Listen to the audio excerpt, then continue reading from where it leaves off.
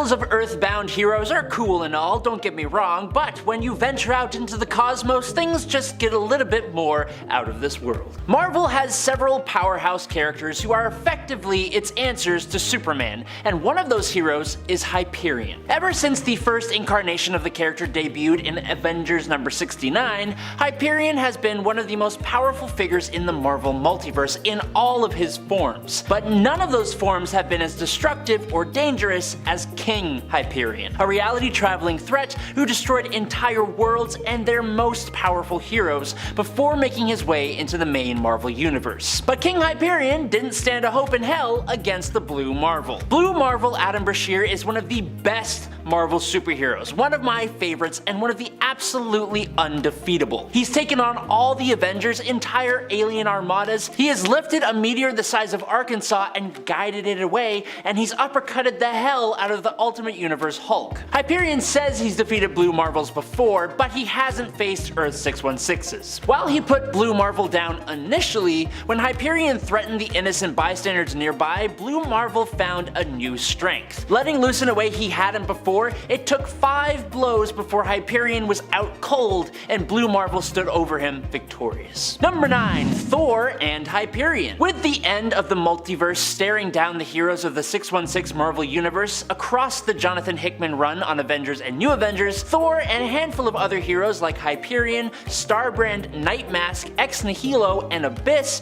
ventured across the multiverse to confront the Beyonders, responsible for the collapse of the Marvel Multiverse. Now, wielding the hammer of Thor, that's with 2 R's, which can only be used by those that are considered unworthy, Thor went into battle alongside the others, giving everything he had and helping bring down just 2 of the Beyonders at the cost of his arm in New Avengers number 32. Now, after facing just 2 of the Beyonders, only Thor and Hyperion survived the battle. Unfortunately, that battle ended just for another to begin as an entire army of Beyonders descended upon them. In one of the most badass moments in Marvel Comics, realizing that Thor can no longer wield Thor with 2 R's hammer because he has proven himself worthy once again, Thor and Hyperion laugh together and race each other to Valhalla as they throw themselves into this one final battle against an enemy that they have no hope of defeating. Number 8. Monica Rambeau. Monica Rambeau is an insanely powerful cosmic hero,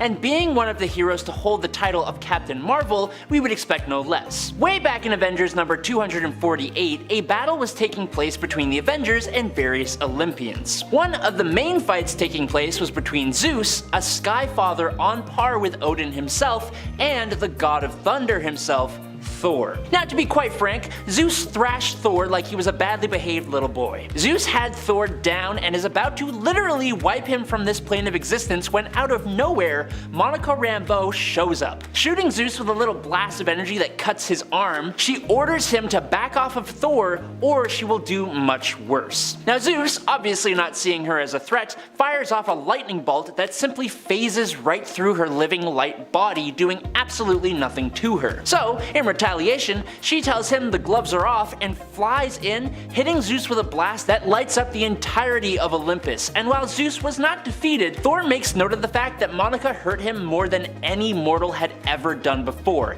and it shows. Number 7. Silver Surfer. The Silver Surfer is easily one of the strongest of Marvel's cosmic heroes. He can do some absolutely insane things, and he has had some massively impressive fights. But one of the ones that I think shows just how powerful he is would be his first ever fight against Knull, the symbiote god. At the start of 2018's Guardians of the Galaxy series by Donny Cates and Jeff Shaw, the Silver Surfer was swallowed in a black hole that transported him billions of years into the past, landing him in Silver Surfer Black. At the beginning of time, Silver Surfer faced Knull in battle when the symbiote god was just beginning to rise in power, and it was one hell of a fight. Knull proved to be an extremely difficult opponent, which we know he is from his fight against literally all of Earth's heroes. Silver Surfer was going to the extent of his power trying to defeat Knull in combat, and Knull is still getting the best of him using All Black the Necro Sword and his other symbiotes. With Surfer on the ropes facing off against the God of Darkness, he uses the last little bits of his power cosmic that he has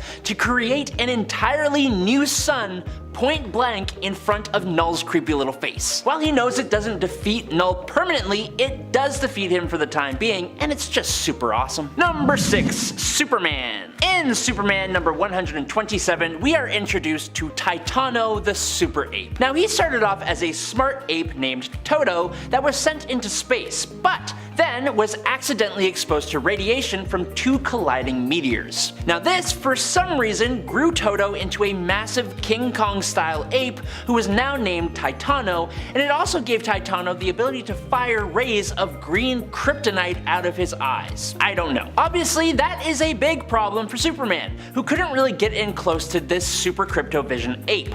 But luckily, Superman's girlfriend is able to trick Titano into wearing lead sunglasses that stop the kryptonite rays, at which point Superman just picked up the giant super ape and threw him back through time. Superman chucked his super monkey through time back to the prehistoric era where he could interact with dinosaurs. Yes, Superman is so strong that he can literally throw things through time. He's also thrown Jimmy Olsen through time before, but who cares? This is a giant ape. Number 5. Franklin Richards. While he may not be considered entirely a cosmic level superhero, Franklin Richards, the son of Reed Richards and Sue Storm, is destined to become a key factor in the cosmic landscape of the Marvel Universe. His power to warp reality is so great that he has created entire pocket universes. Now, in one reality, appearing in Fantastic Four Volume 1, number 604, Franklin appeared as an adult, and we saw a glimpse of just how powerful he can be. In the story, a grown Franklin and Valeria Richards worked together with their grandfather Nathaniel Richards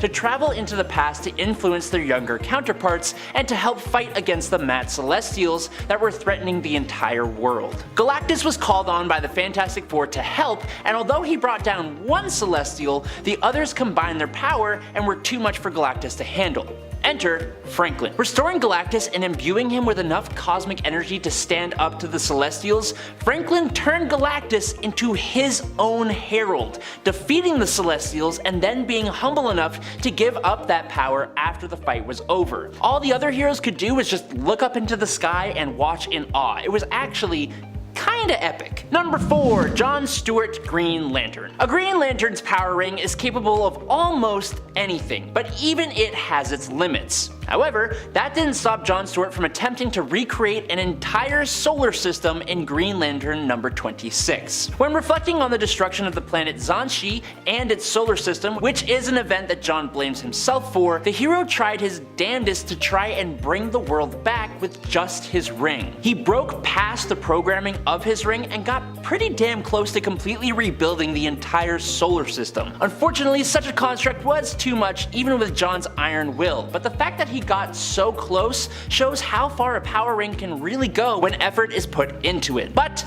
let's try one even more than that, shall we?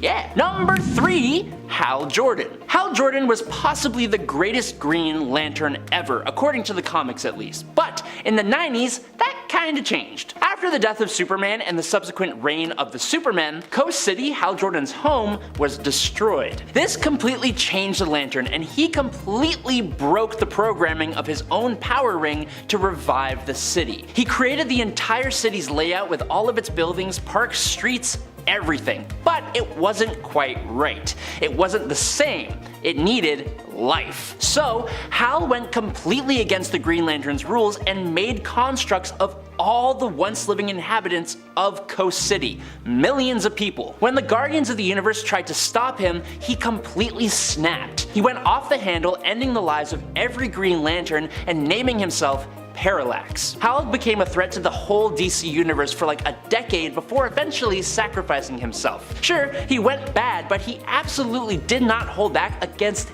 anyone. Number 2. Orion. Orion is a new god and the son of Darkseid, and as a hero with a dark ancestry, he is quite the conflicted do-gooder. He has many forms and he has many abilities. He exists beyond the normal multiverse on a higher plane called the Sphere of the Gods. Born on Apocalypse but adopted by the gods of New Genesis, Orion is in a constant war with his inner darkness and with his father, Darkseid. Orion is repeatedly praised and stated to be a warrior with skill and ferocity second to none, and in one of his many displays of pure power, he completely wipes out his father. When Darkseid came to Earth, heroes like the Atom and an empowered Jimmy Olsen fought him until a boom tube opened up and Orion came out. The heroes stood aside and let Orion fight Darkseid on his own, and he absolutely wrecked the guy in one slog of a fight. At the end of the fight, after beating down on Darkseid to the level of wiping out entire city blocks, Orion wiped out Darkseid by plunging his hand straight into his father's chest, grabbing his fiery heart and ripping it out clean, leaving Darkseid as a pile of charred bones. And finally, in at number 1 today, the Sentry. Near the end of the Planet Hulk storyline, the shuttle the Hulk was sent to Sakaar in by the Illuminati at the beginning blows up, wiping out Hulk's new family and the lives of millions of individuals on Sakaar. This pushes the Hulk into a whole new level of anger, which is directed squarely at the Illuminati. So he headed to Earth with his war sworn. When he got to Earth, after quickly stopping at the moon to wreck Black Bolt, he headed to New York, giving the city a time limit to be evacuated, and when that time limit stopped, he defeated everyone who was left. Iron Man and the Hulkbuster, the Avengers plus their tower, the US Army, the X-Men, Fantastic Four, Juggernaut, Doctor Strange using the power of Zom, and the Ghost Rider, all while saving innocent bystanders. He then threw the Illuminati members he captured into the ring against each other, sparing them only as he sought justice, not to end lives. Well, the Illuminati had one last-ditch effort to stop the Hulk. The Sentry. Coming in against probably the only being who could take it, Sentry unleashed almost everything he had against the Hulk, leveling city blocks and causing a massive column of fire. These two went blow for blow over and over until they both used up so much energy that they reverted back to their regular human forms, with a depowered Bruce Banner getting in a final punch to bring Sentry down. Number 10. Brainiac. The Collector of Worlds. Kinda like those weirdos who collect snow globes. Brainiac is considered one of Superman's stronger and actually not boring foes. Brainiac's level of intellect supersedes humans by several centuries of advanced knowledge. He's so smart that his intelligence actually creates his other powers, if that even makes sense.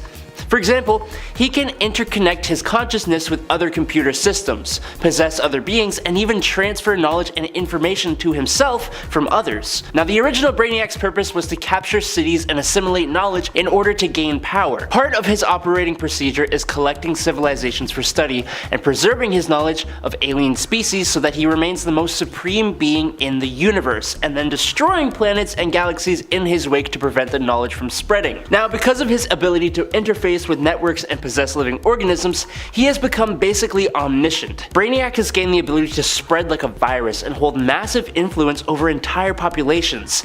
It has even learned from his encounters with Superman and developed countermeasures to thwart the Man of Steel. Number 9. Galactus. The being formerly known as Galen of the planet Ta lived before the modern cosmos, in the previous cosmos actually. Galen gestated with the sentience of the universe for billions of years, transforming into the devourer of worlds, finding sustenance by ingesting entire planets, preferably those with living sentient beings that have much more energy for him to harness. When Galactus destroys and consumes planets, he is sort of bringing balance to the universe. Kind of like how life is given and taken every day on Earth, which makes him an essential part of the universe. He's known for the destruction of the Skrull Empire and has attempted to devour the Earth so many freaking times.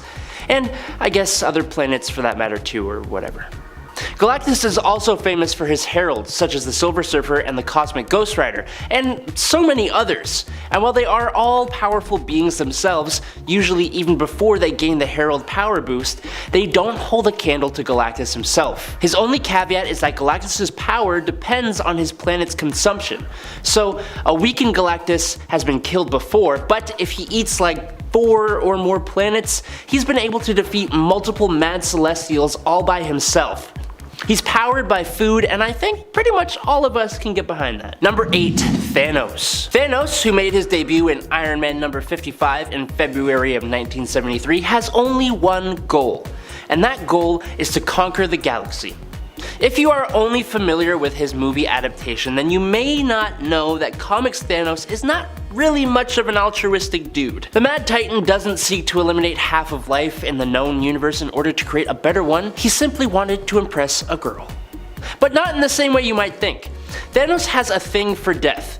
In fact, he fell in love with the Mistress Death, who is the physical embodiment of death in Marvel Comics. Now, to prove his love, he was going to destroy all the life in the universe, and that's what led to him assembling the Infinity Stones and trying to wield the Cosmic Cube.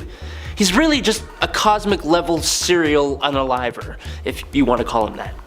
Thanos was born on Titan, a moon of Saturn, and is technically an Eternal, but he possessed a deviant gene which made him very different looking. Now, he was bullied for this as a child, and as such, Thanos distances himself from his society, and even starts dissecting animals, doing all that creepy stuff. He has gone far in his obsession with Mistress Death, kidnapping his own mother and dissecting her, training his daughter to become an assassin, and even sending a targeted nuclear strike at his own homeworld. He has the power of telekinesis and matter manipulation, has superhuman intellect, can master any technology, time travel, teleport, and is an incredibly powerful and scary dude. Number 7. Knull. Knull existed long before even the Celestials in the 6th incarnation of the Multiverse, where he existed in basically nothingness. But when the Celestials created the 7th Multiverse, Knull was mad that he got woken up, so he created the all-black Necro Sword and beheaded a Celestial. For this insane feat of power, he was banished to a void, where he works on the sword, and eventually he goes out into the universe killing various gods until he loses the Necro Sword to Gore the God Butcher after he's defeated by an unnamed god. He then goes on to make more and more symbiotes, yes, like the symbiotes like Venom, who all shared a hive mind under the control of Knull. They eventually rebel and imprison Knull inside the symbiote homeworld Clintar. In the 2020 King in Black story, Knull is brought to Earth and faces off against all the heroes. He's one of the strongest villains in Marvel. He is immortal, super strong, instantly heals, can create an unlimited amount of symbiotes made of the living abyss, some of which have been incredibly powerful on their own, and can control them all. The Silver Surfer had to use all the reserves of the power cosmic to just temporarily stop Knull. Thor using the power cosmic and the Thor Force was no match for Knull. He was awoken, enslaved, and controlled Celestials, and even defeated Sentry, ripping him in half and absorbing the Void. The only thing that defeated him was Eddie Brock's Venom wielding the Unipower, which is Captain Universe, the protector of the universe, and the opposite to everything pretty much Knull represents. Number 6.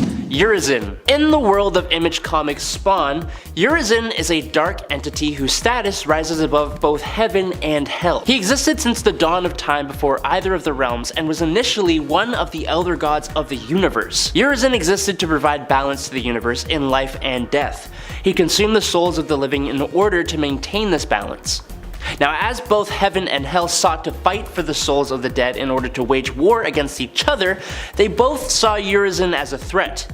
They weirdly join forces in an act of desperation and seal the Elder God away so that they can keep fighting? I guess? Maybe I'm understanding it wrong, but basically, this primordial being can't be killed or defeated. It takes a literal act of heaven and hell to even lock it away. Once devils from hell unleash Urizen, he begins a rampage in the modern time. As an Elder God, Urizen not only has limitless strength, but he can bend the fabric of reality and time, which is a level of power hard to even understand, really. Even Spawn was defeated in his battle against the entity, but luckily, death doesn't really mean anything to him, and the undead warrior returns to the fight. But still, there's no way to actually kill Urizen. Spawn's only hope is to seal the Elder God away for another inevitable rampage down the line. Number 5. The Chaos King. While he is relatively obscure, he is nothing to scoff at. Amatsu Mikaboshi, first appearing in Thor Blood Oath number 6 in 2006, is the Japanese god of chaos, evil, and he was an aspect of the cosmic being Oblivion. Mikaboshi ruled and thrived over the earth when it was nothing more than a formless void of primordial darkness. And as such, his goal now is to put an end to creation and bring about a new age of chaos and void. He is a primordial being who was imprisoned in Yomi, the Shinto underworld, where he remained for centuries accruing an army of Oni, which is Shinma demons, and other monsters and stuff like that. During the events of Ares, god of war, Chaos King attacks Olympus after he had defeated and controlled the Japanese pantheon after the fall of Asgard during the Ragnarok event. This is what kickstarts his mission in Chaos War, where he slays the Egyptian gods, the Celtic gods, the Shi'ar gods, the gods of Zen law. He takes out Nightmare in the Dream Dimension, destroys Mephisto, and casts Mistress Death out of hell, making her literally run away. Oh, and he releases the souls of the damned. He has the power to defeat eternity and is practically unfazed by attacks from the likes of Zeus, God Hercules, Galactus, Silver Surfer, and Thor could not defeat the Chaos King. To win, Hercules had to punch him into a portal to an endless void of nothingness, and this was after he had destroyed 98.76% of the universe. Damn. Number 4, Darkseid. In the New 52, Uxas, who would become Darkseid, whispers doubt into the ears of the gods, sending them into a war with each other, which is when he takes them out and steals their power, making himself the first of the new gods, quote unquote. He has immeasurable strength. He is immortal, nearly invulnerable, surviving an explosion that could destroy existence. He wields the cosmic Omega effect, using Omega beams to hurt Superman and even the Spectre. He can remove people from existence, and using the Omega sanction, he can trap people in an endless loop of increasingly horrible lives. Telepathically strong enough to control the population of a planet, he can use telekinesis, teleport, control the time stream, and manipulate matter. He's super smart, has advanced technology, and controls Apocalypse and the army of parademons.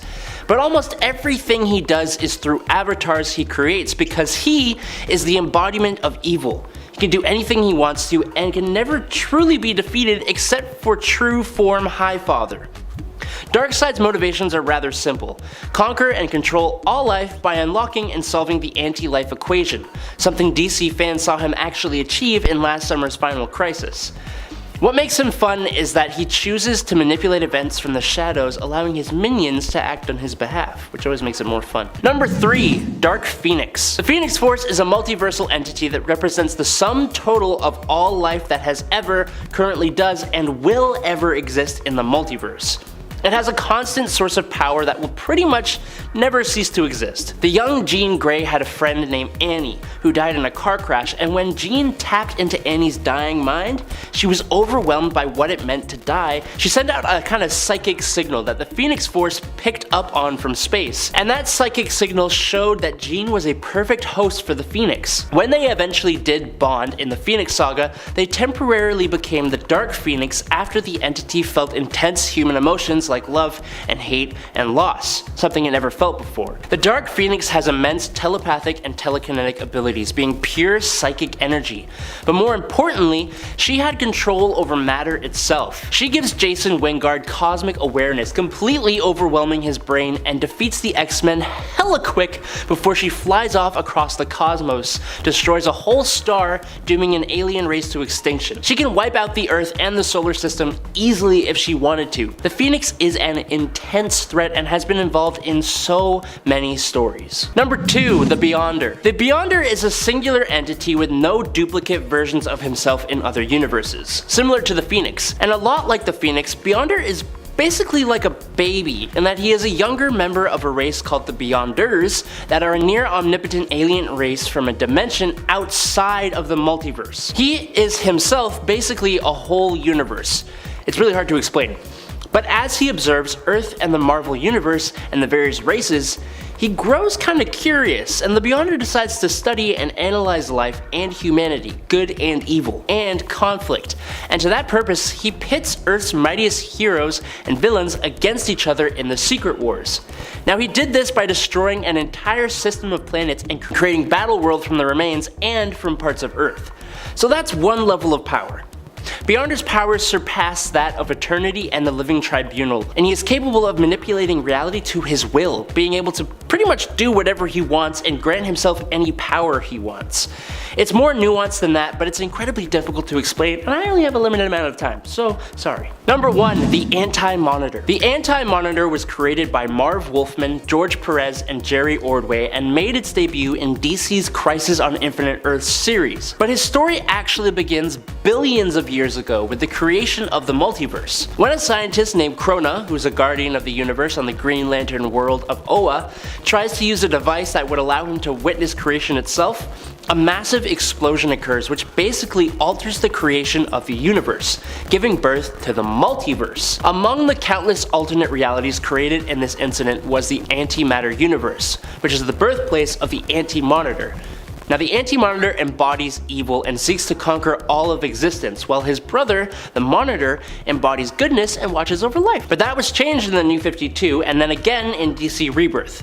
But I gotta tell you, what this character can do. The Anti-Monitor is a being of extraordinary power who feeds on the energies of destroyed universes. Now these energies further increase his power, allowing him to manipulate reality and even travel through time. He can also unleash his energy as bolts or shockwaves to attack his opponents. The Anti-Monitor possesses incredible strength, stamina, and durability, and can even grow to be hundreds of meters tall. He also has an army of shadow demons from the antimatter universe at his command.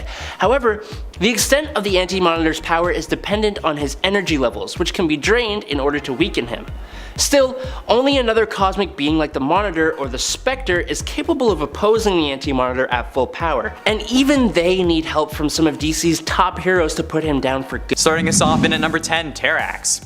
Originally known as Tyros, he started as a dictator of landlac in a solar system around 80,000 light years from Earth. He maintained control using his power over rock. In essence, this guy was a more advanced earthbender, being able to animate figures out of stone that would patrol the kingdom, maintaining his order and rule. However, this wouldn't last forever, since Galactus was seeking a new herald to guide him towards his next dinner buffet. Galactus had also finally learned that you shouldn't have good guys find you worlds to destroy. So when the Fantastic Four asked Galactus for help against the Sphinx, his only condition to help was if the Fantastic Four subdued Tyros for him. They did, and Tyros was exposed to the cosmic power of Galactus and turned him into Terrax the Tamer. His control over stone was improved tenfold, and he could nearly control a whole planet of stone at once. In addition to this, he was granted the Cosmic Axe, which was capable of generating waves of cosmic force.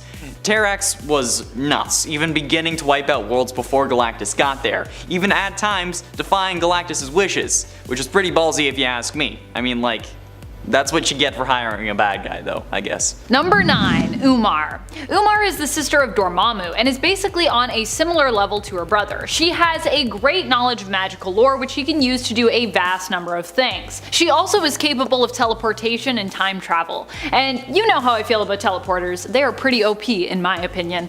Same basically with any person, hero, or villain who can manipulate time. Umar often allies herself with her brother even though he hasn't always treated her great. I don't think Dormammu will be winning any Brother of the Year awards is all I'm saying. She has also been shown to be more powerful than Doctor Strange even, on occasion. And friends, before we move on to this next spot, if you are loving this list as much as I love all of the things that are cosmic, cosmic things, they're so great, be sure to give this video a thumbs up. I think that was a sentence that made sense. And at 8, Ego.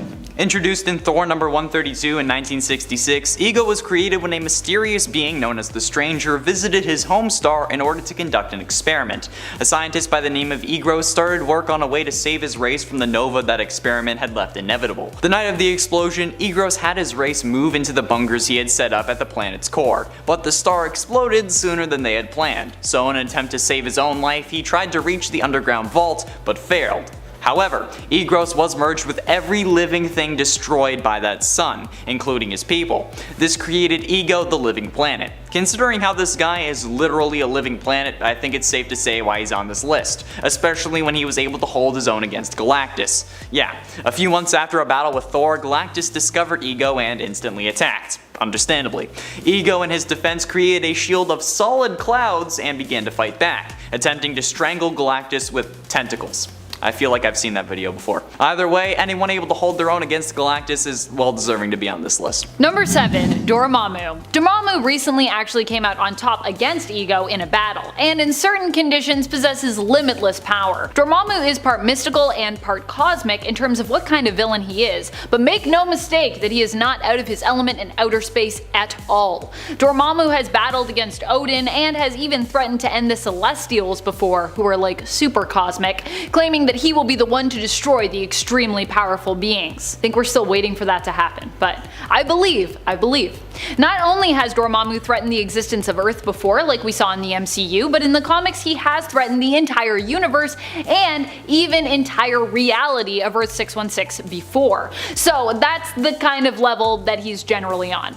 There's like other villains, and then there's Dormammu. And at 6, Michael Korvac. Being first introduced in Giant Size Defenders number 3 in 1975, Michael Korvac's father was killed due to events surrounding his birth in 2977. He was raised by his mother, but when the solar system he lived in on Earth 691 and its colonies became the target for the Brotherhood of Badoon, Michael became a traitor and helped the Brotherhood. However, after a few moments of hesitation later on, he was cut in half and fused with his computer by the Brotherhood, turning him into basically a cyborg. But this seemed to do more harm than good for the Brotherhood, since now Korvac was dead set on killing those who did this to him, at least until the Grandmaster teleported him to battle Doctor Strange and the Defenders. Korvac intentionally lost the battle and instead siphoned some of the Grandmaster's power using his new cybernetic abilities, making him even more powerful than before. Eventually, this guy ended up impersonating Kang the Conqueror and the Watcher, and with his ability to siphon power from others, this makes him one of the scariest villains in the Marvel Universe. At least if he was smart about it and didn't go and get himself killed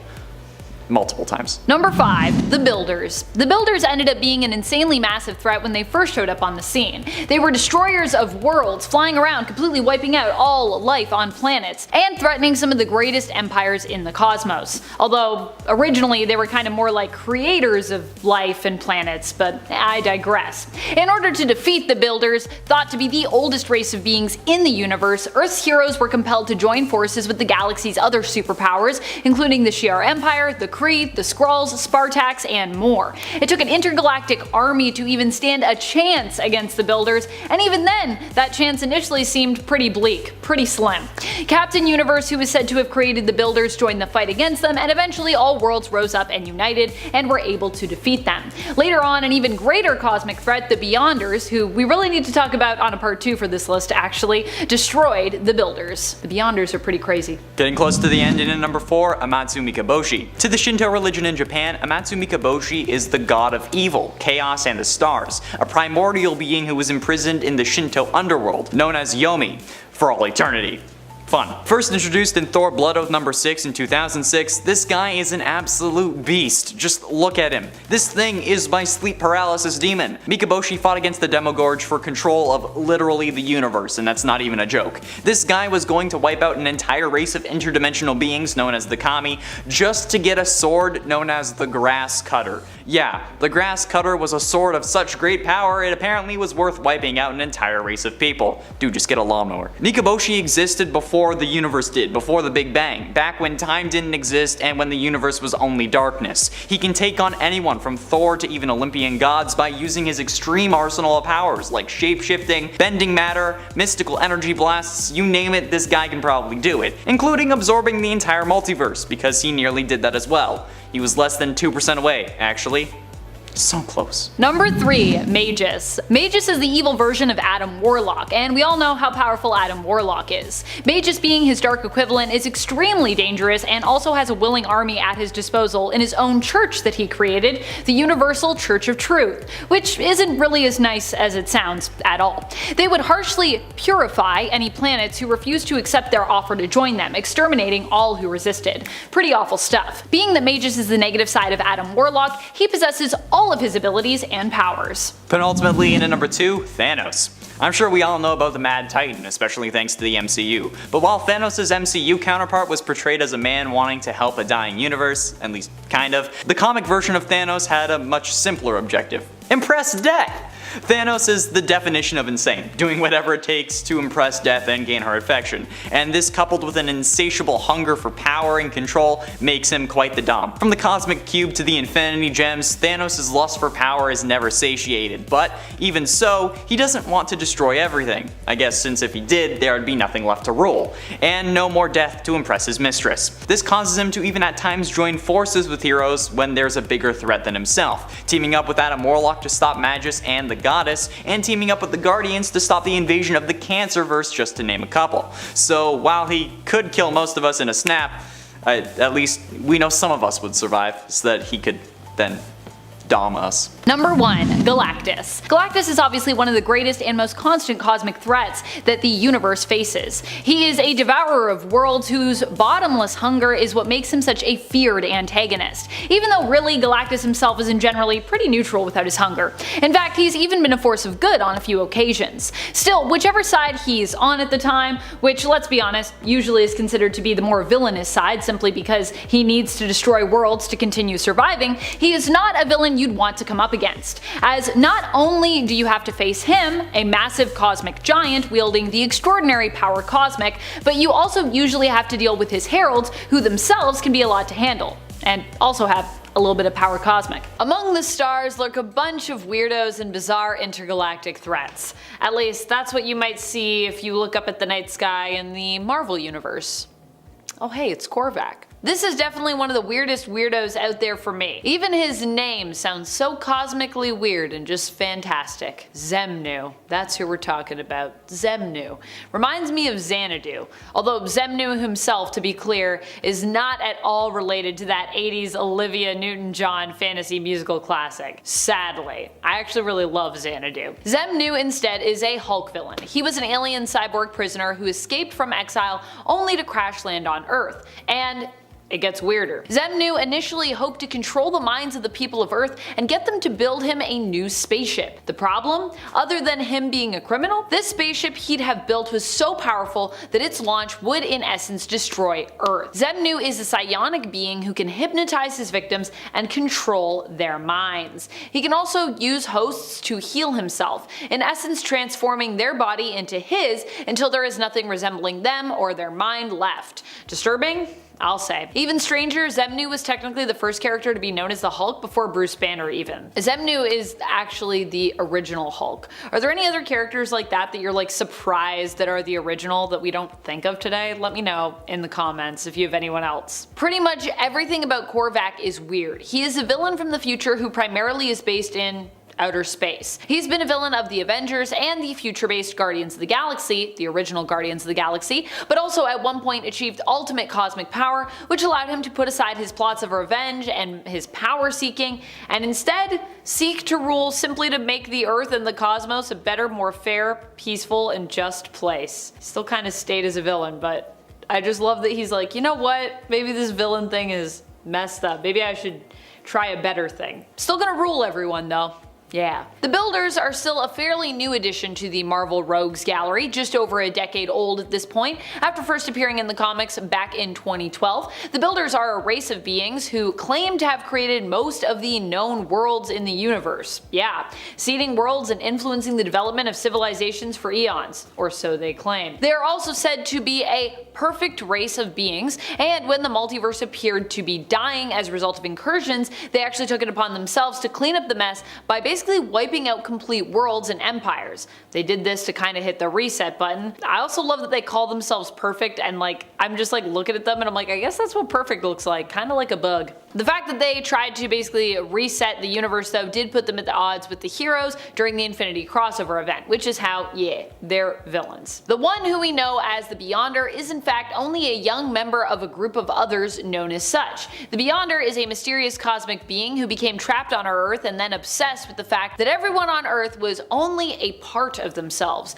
As the Beyonder also realized there were many different alternate universes in which they all seemed to also live, making up their total character, something which of course many Earth beings were just not aware of. He was the one responsible for creating the first battle world in the original Secret Wars event, where he pitted heroes and villains against one another. He is known for his ability to manipulate reality and for his apparently limitless power when it comes to his mental and physical strength. The Beyonder also returned for Secret Wars 2, also a very wacky and kind of weird event, where he instead simply sought to experience basically what it was like to be human, or at the very least an Earthling, and he just like lived on Earth for a bit, and people were really weirded out and uncomfortable with it because the original Secret Wars had already happened at that point. Annihilus is weird in the most comic book way for a villain. He hails from the negative zone and is insectoid-like in his appearance. Annihilus basically has a cosmic magic wand known as the Cosmic Control Rod that he uses in his attempt attempt to take over the negative zone. In more recent appearances, however, Annihilus chose to wear this rod as a sort of like protective accessory, using it to protect himself against naturally occurring dangers such as aging, as well as heat and cold, in addition to gaining the ability to fly through space. He also initially became a villain of the Fantastic Four because they basically borrowed this magic wand, the Cosmic Rod, to help treat the Invisible Woman during her pregnancy. Maybe they should have asked first? Although admittedly, they did return it after, so. Impossible Man is one of my all-time favorite weirdos from the cosmic realm of Marvel Comics. He's also kind of like a light threat. He's not super threatening, but he sometimes is kind of accidentally. He's kind of like Marvel's equivalent of DC's fifth dimensional imp, Mr. Mxyzptlk. Impossible Man hails from the planet Pop-Up and is known as a Papupian. He is often depicted as being more of a misguided villain than a malicious one. For the most part, he gets into trouble with heroes because of usually a misunderstanding or because he has like a real true love for pranking. Like Mr. Mixie, he is sometimes an ally to the heroes who he also has been known to torment and is known for being pretty intensely powerful, having molecular manipulation powers which allow him to change his form, shapeshift, and he can even duplicate himself. Also, he's got a very goofy design that honestly reminds me of a cross between Mr. Mixie and the Coneheads. Man, I love the Coneheads. This hungry supervillain that we're about to talk about is so ingrained in the existence of the universe that we once learned in the comics in an alternate universe that eliminating him would actually be a bad idea. Yeah, even though he's a villain. In this alternate universe, and of course it's implied in the main continuity, Galactus is a necessary constant, and when he was defeated in the alternate reality, and this was revealed, it actually prompted Franklin Richards to take his place. Yeah, there's an alternate reality where Franklin Richards becomes Galactus. I know. The multiverse, anything is possible. Galactus was once a scientist known as Galen, trying to save his homeworld from the end of not just their world, but kind of the entire universe. Sadly, he realized that resistance was futile here, and he and the rest of his people decided to just accept their fate and instead just like fly into their own doom. Miraculously though, Galen somehow survived and found himself actually chosen. He was granted great cosmic power, but with great cosmic power for him came great hunger, causing him to eventually become the devourer of worlds that we so famously know him as. So yeah, definitely a threat, but not always meaning to be like malicious about it. Although he might not be as bizarre as some of the other villains mentioned here, I'll let you decide, but for me he's up there. Cordyceps Jones is still a pretty out of this world villain. Literally. He first appeared back in 2017 in Rocket issue number 4 and was created by Al Ewing and Adam Gorham. Cordyceps Jones is known for having a salacious reputation across the cosmos. He is a 30,000-year-old fungal parasite who, due to his longevity, has made an intergalactic fortune and is known for owning many successful casinos across the cosmos. Space casinos, my favorite kind of casino. Recently, he appeared in the X-Men series where he seemed to be threatening the existence of Earth, setting up a bet for fun to see who can basically be the first to wipe out Earth. Needless to say, the X-Men were not pleased to learn of that and actually planned a casino heist with the help of Gambit's friend and their ally Rocket Raccoon in order to deal with Cordyceps Jones. And spoiler alert, they did. Yeah. You don't want to go up against Jean Grey, you know what I mean? I don't care how old you are of a fungal parasite. Magus is the evil version of Adam Warlock, and we all know how powerful Adam Warlock is. Magus, being his dark equivalent, is extremely dangerous and also has a willing army at his disposal in his own church that he created, the Universal Church of Truth, which, while it sounds probably pretty nice, is actually not very nice at all. They would harshly purify any planets who refused to accept their offer to join them, exterminating all who resisted. Across the cosmos. Yeah, pretty awful. Being that Magus is the negative side of Adam Warlock, he possesses all of his abilities and powers. The evil side of Adam Warlock, Magus' story is a pretty complex one as well. One that is filled with general cosmic confusion, but I'm gonna try to simplify it a little bit for you here. Basically, Magus was created to oppose Thanos. He bumped around through time and he found himself educated by chaos and order, and he used what he learned as principles with which he built a faith and created the Universal Church of Truth, using this religion to fuel an intergalactic holy war. Yeah. Marcus Immortus has to be one of the weirdest cosmic villains we have ever had in the comics, hence why he is all the way up here on this list. Initially introduced as Carol Danvers' one true love, Marcus Immortus made his first appearance in the infamous Avengers issue number 200. Yep, we're talking about Avengers 200 again. From that issue, it would be made to seem as though Marcus was kind of the fated love of Carol Danvers. Although when you laid out his full origin, it was beyond weird, and his behavior here actually seems more downright criminal. Marcus was the baby that Carol gave birth to, a seemingly immaculate conception at first sight. We'd later learn that Marcus was also the baby's father. Just come along with me here. Basically, Marcus abducted Carol because she reminded him of his mom and he seduced her. He then slept with her in Limbo, where he was trapped at that time, before releasing her back to her own dimension, back to Earth, without any memories of what had gone on in Limbo. His Limbo, not Magic's Limbo, just to be clear, they're separate. Carol was his means of escape, as he was able to be reborn in her dimension through her, which was how she had become pregnant, and also how she gave birth to the man who was once her lover, and then he became her son, but he was still himself. He grows up really fast. It's weird. The part where Marcus is made to seem as Carol's one true love comes from her confusion surrounding whether or not to go back to Limbo with Marcus. She feels bad. She's like, he's gonna be alone and maybe I love him, I don't know. This all happens after it's discovered that his presence in her dimension is actually causing it to basically crumble, and she just realizes, I guess, she has feelings for him. Miss Marvel leaves the Avengers, weirdly choosing to ride off into the sunset back to Limbo with Marcus. And at the end, we all stood there and went, wait a minute. That was a love story? That sounded like a villain. In at 10, Ego. When the mysterious cosmic being known as the Stranger visited his home star in order to conduct an experiment that would eventually cause it to go nova and destroy the twin planets orbiting it, the scientist named Egros started to work on a way to save his race from the impending doom. On the eve of destruction, Egros had his people moved to bunkers that he had set up at the planet's core to protect them, but things began to go downhill when the sun went nova earlier than expected. With no time left to seal the chambers and assure the survival of his race, Egros tried in vain to reach the underground vault before the solar shockwave could hit him. However, this was not the end for him. Egros was soon merged with every living thing destroyed by the sun, including his race, so that's how the Stranger made Ego the Living Planet. A second living planet, also known as Alter Ego, was created by the Stranger as well under unknown circumstances and then given to the Collector. But I mean, come on, a living planet? That's weird. That's weird.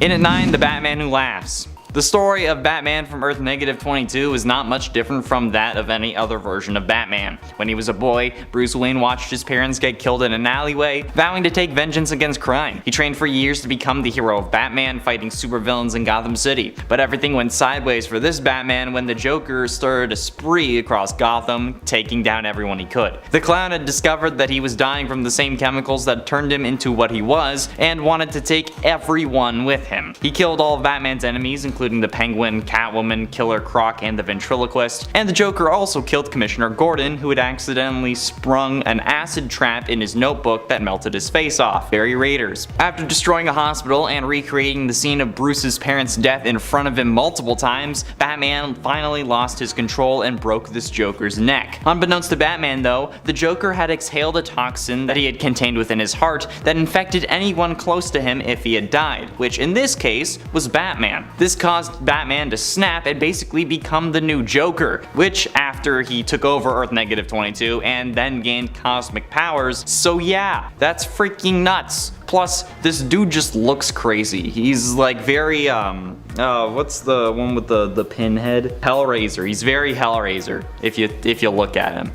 He is. And at 8, Chaos King. Amatsu Mikaboshi, revered as the deity of evil, chaos, and the stars in the Shinto faith of Japan, occupies a unique position in the cosmic hierarchy. Despite not being classified as Amatsu Kami, the primordial entity exists as an embodiment of ancient malevolence and was eternally imprisoned within Yomi, the Shinto underworld. Originating as an extension of oblivion, the cosmic force represented the void, preceding the birth of the universe. Amatsu Mikaboshi embodies the primordial darkness universe and chaos that predates creation itself. As a counterpart to eternity, its power was diminished upon the emergence of the universe, leading to its integration within Shinto cosmology. According to Shinto lore though, during the time when Earth was an unformed void immersed in primordial darkness, Amatsu Mikaboshi held dominion over it. However, the elder deity of Gaia within the Marvel universe, taking the guise of Izanami, and the youthful Amatsukami known as Izanagi, wielding the divine jeweled spear, united to shape the islands of Japan and form the formless abyss. This act of creation ended the era of the Dark God, but I mean still, he exists within Marvel and is a villain, so how are you supposed to fight literal darkness? This is like Supernatural Season 9, okay? You're fighting God's sister basically. That's how I see this,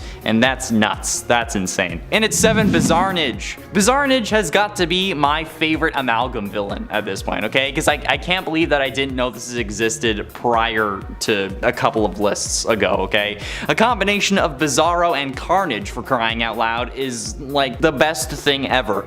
Introduced in Spider-Boy #1 from 1996, Bizarrenage was made through a botched experiment at Project Cadmus in an attempt to replicate alien DNA. The white goopy creature they created went crazy and began destroying everything and everyone in its way. Then Spider-Boy arrived and battled him. So Bizarrenage wanted to be Spider-Boy, so he tried instantly to kill him, but was eventually defeated by getting tricked by Spider-Boy and sucked into an energy containment unit. This thing looks like if Anti-Venom was Carnage, and honestly, I could not be happier because this is such a badass character. I wish that there was more of him.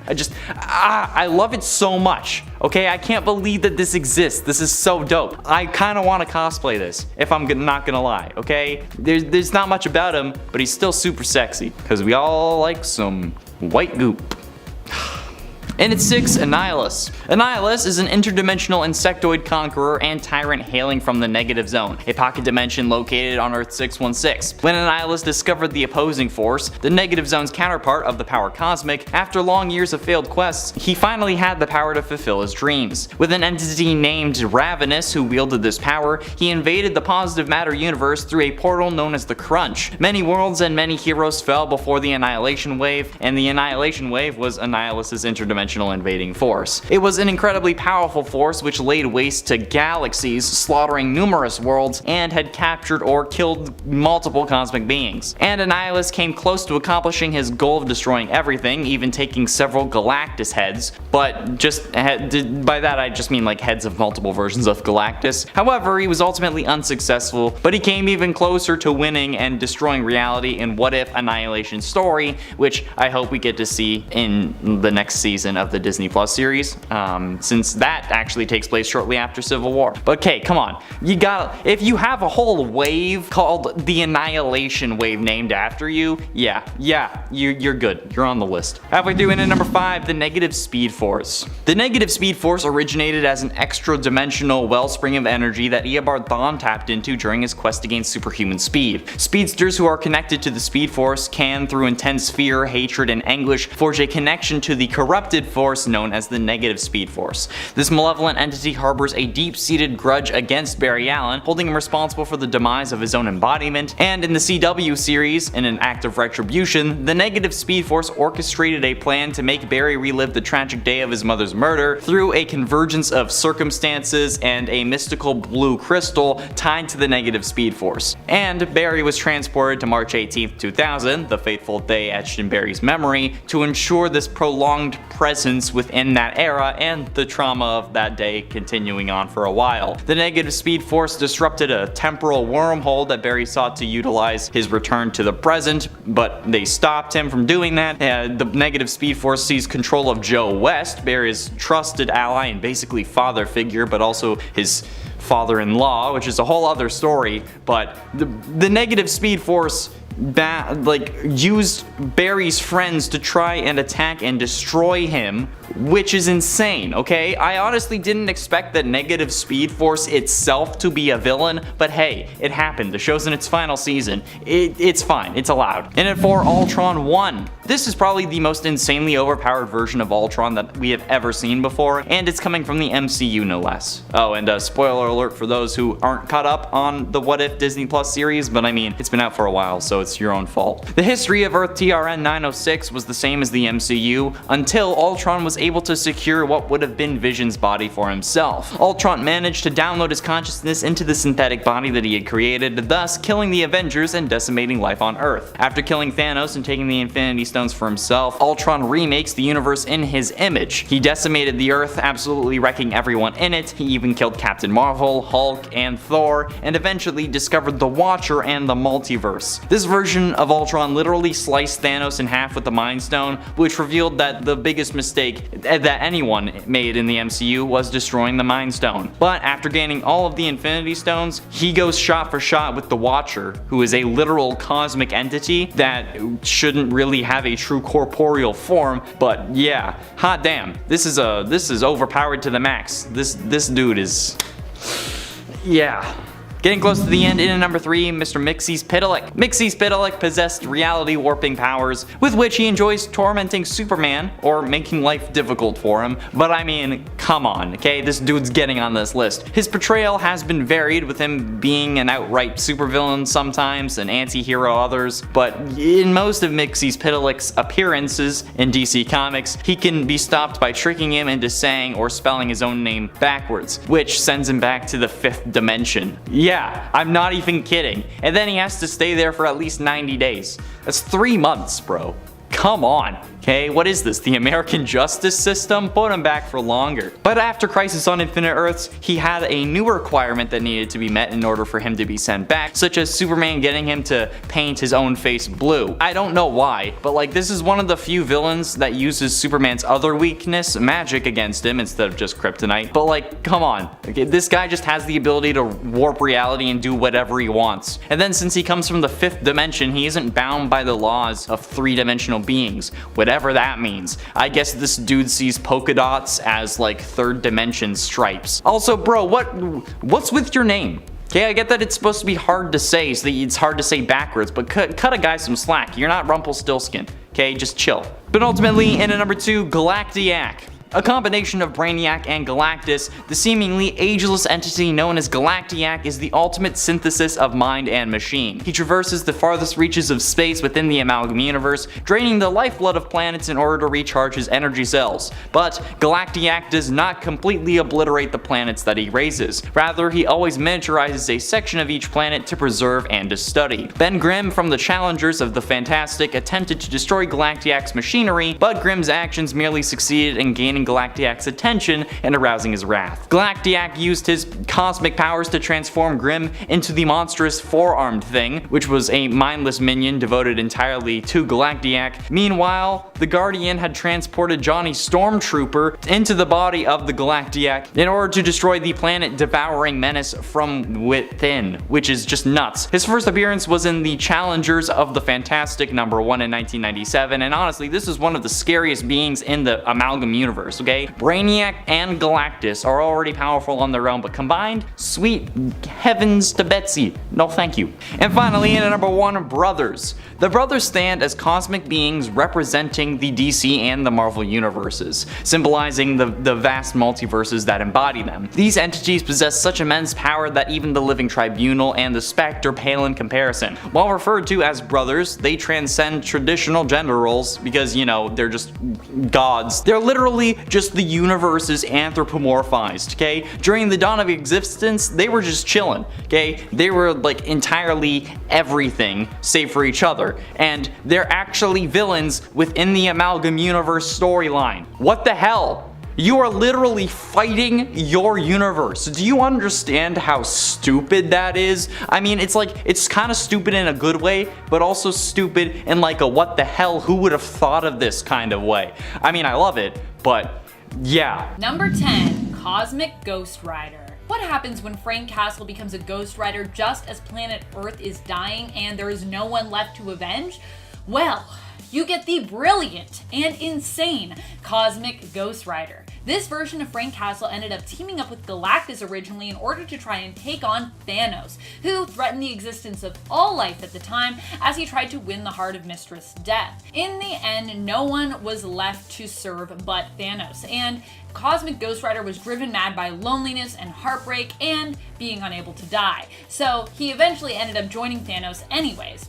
He is as powerful as he is insane at this point and is a frighteningly cheerful version of Frank Castle, especially considering all of the horrors he's witnessed, especially when he was serving Thanos. Did some pretty bad stuff. Number 9, Annihilus. Annihilus is a somewhat lost being who was created in the negative zone on a planet known as Athros. He evolved from life spores that were left there and ended up mutating and growing to be a highly intelligent insectoid-like life form. He has been an enemy and ally to the Fantastic Four, depending on the circumstances, and he also once almost took over Asgard, managing to take on the Asgardian soldiers and even beat Thor. Thankfully, Odin stopped him before he could succeed. Poor Annihilus, I feel like he's so lost in life.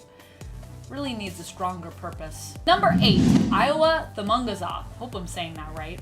Known as the Lord of Darkness, Iowa the Mungazoth is called upon in an issue of Creatures on the Loose from the 70s. This cosmic eldritch god-like entity could also be tied to the many-angled ones, who occasionally crop up in the Marvelverse. But we don't have enough information to really know whether or not for sure if Iowa the Mungazoth is a separate entity or simply one that we've maybe already met but is operating under a different name, under some kind of alias. He is one of the gods referred to in the comic by the High Priest of the Dragon King, known as Sa. Sa, in the story, aims to make 3 human sacrifices in order to give the energy to the Lords of Chaos that they need so that they may travel across the cosmos to Earth. Sounds like a bad idea. Sounds like you probably don't want the Lords of Chaos to come by, but you know, to each their own. I guess if you're the High Priest of the Dragon King, you do. That's what you want.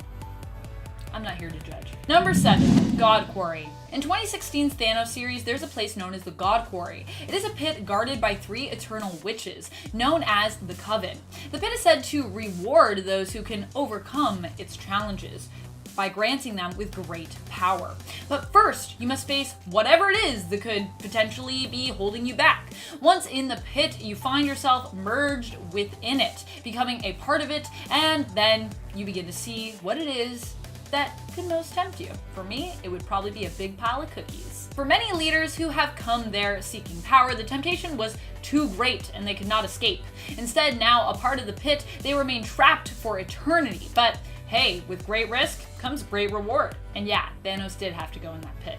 And what happens? You're gonna have to read the series. I don't want to spoil it. Number 6, the Universal Church of Truth.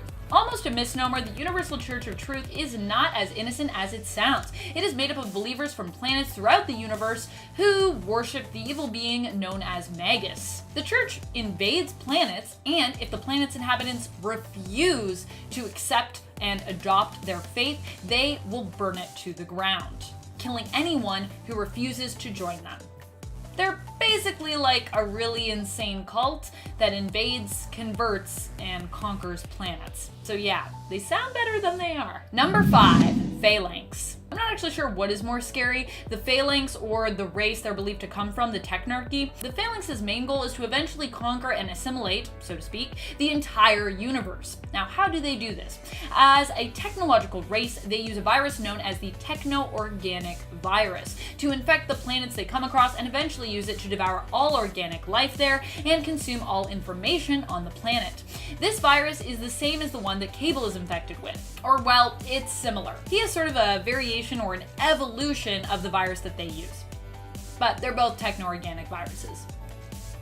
Just not like completely identical. Number 4, Dormammu. An evil cosmic being, Dormammu is one of the most powerful foes in the Marvel Universe. Up until Thanos truly revealed himself, and maybe even after Thanos came to full Infinity Gauntlet power, really, Dormammu was the most powerful foe that we'd seen in the MCU. And odds are good he'll return at some point, given how powerful he is in the Marvelverse in regards to the comics. He's attempted to depose the Celestials, and at one point even tried to take on Eternity. Even if he didn't fare so well, just the idea of taking on Eternity is a big, scary deal. Eternity basically embodies the entirety of Earth 616 and is only surpassed in terms of authority by the Living Tribunal. So yeah, pretty serious business if you're taking on Eternity.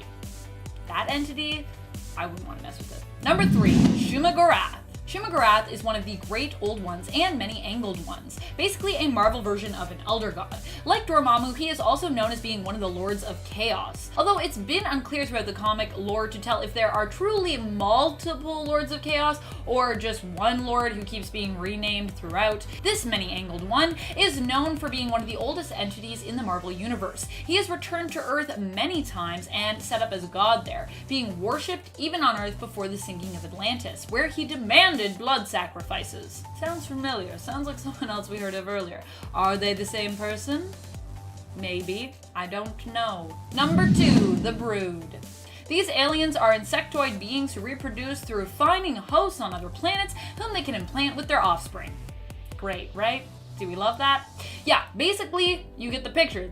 It's kind of like Alien, except instead of something bursting out of you, it hatches and then completely takes you over, inside and out. Basically possessing your mind and your body, and then just killing you in the process, so you're really no longer there. The Brood don't just do this to survive though, they actually enjoy the terror and horror that they cause among other species. They enjoy hurting and frightening others. It doesn't bother them, and to them, it's even pleasant or amusing. Yeah, so scary. Number 1, Cancerverse.